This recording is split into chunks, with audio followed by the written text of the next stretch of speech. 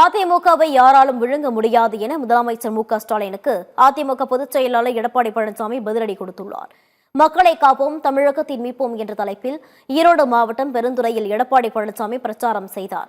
அப்போது பேசிய அவர், அதிமுகவை பாஜக விழுங்கிவிடும் என்று ஸ்டாலின் பேசி வருகிறார். ஆனால் எவராலும் அதிமுகவை விழுங்கவும் முடியாது, அழிக்கவும் முடியாது என்று கூறினார். மக்கள் செல்வாக்கு பெற்ற அதிமுகவை எந்த கொம்பனாலும் அழிக்க முடியாது எனவும் அவர் தெரிவித்தார்.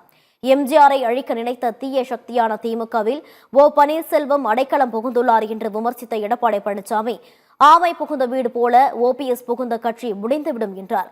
அதிமுகவில் இருந்து சென்றவர்கள் செல்லா காசுகள் என்றும் எடப்பாடி பழனிசாமி கடுமையாக விமர்சித்தார். திராவிட முன்னேற்ற கழகத்தோடு சேர்ந்து அண்ணா திமுக அரசை வீழ்த்த நினைத்தவர் அவரா வீழ்ந்து போய்விட்டார்.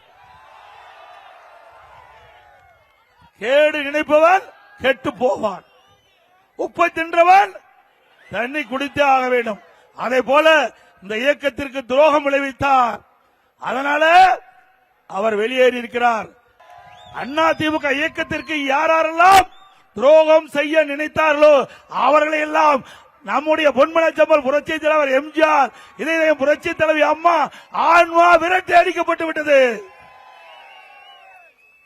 இப்பொழுது அண்ணா திமுக ஒரு தூய்மையான இயக்கமாக, எவருக்கும் அஞ்சாமல் இருக்கின்ற இயக்கமாக, எத்தனை சோதனை வந்தாலும் அத்தனை சோதனைகளை வென்று இன்றைக்கு தமிழகத்திலே ஒரு வலிமையான இயக்கம் அண்ணா திமுக இயக்கம்.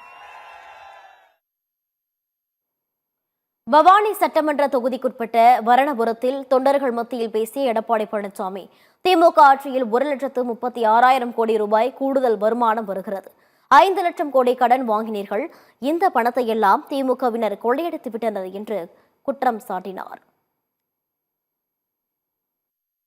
இன்னைக்கு திமுக ஆட்சியில் கமிஷன், கலெக்ஷன், கரப்ஷன் இதுதான் நடக்குது. இன்னைக்கு திமுக ஆட்சியில் 1,36,000 கோடி கூடுதலா வருமானம் வருது.